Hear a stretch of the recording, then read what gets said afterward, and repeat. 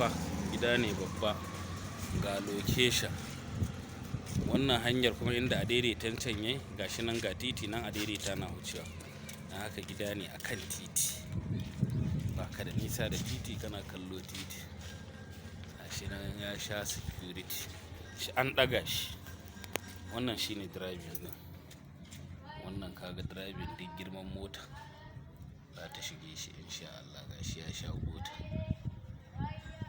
gashi an gama mai yan shuke-shukensa. Wannan public toilet ne, ya sha waya ta ko'ina. Har mun ga public ɗin, ga kan famfo kuma ruwa baja-baja. An haɗa ma komai har da wuta duk an haɗa. Ga public toilet ɗin, tile har sama. Nan kuma wata 'yar baranda ce, ka ganta can ɗaki ne a barandar, nan ga ƙofar falo. Bari mu shiga ɗakin. Ga ɗakin, ɗaki ne wadatacce,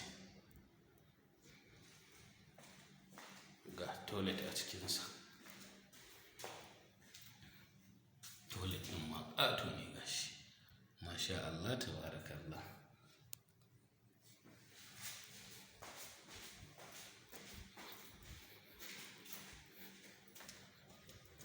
To nan kuma ga ƙofar da za ta kai ka zuwa cikin falo, amma kafin nan ga ventilation.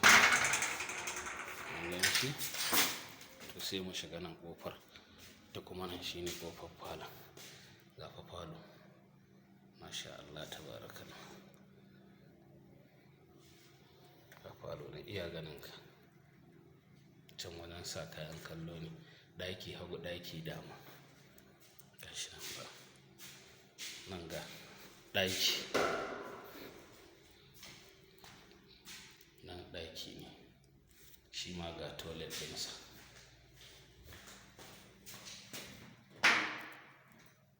Gashi nan. Daga wannan ɗakin sai kuma mu dawo nan, sai mu shiga. Bari mu fara ta kan wannan ɗakin. Shi wani ƙaton ɗaki, kai ka ce falo ne shi ma. Ga toilet ɗinsa,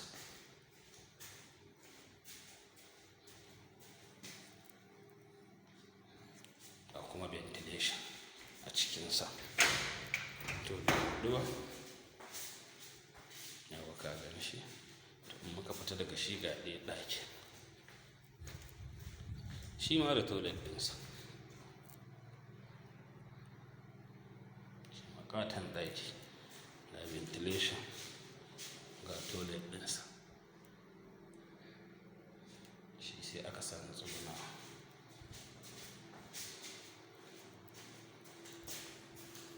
To can kuma ɓangaren kitchen ne,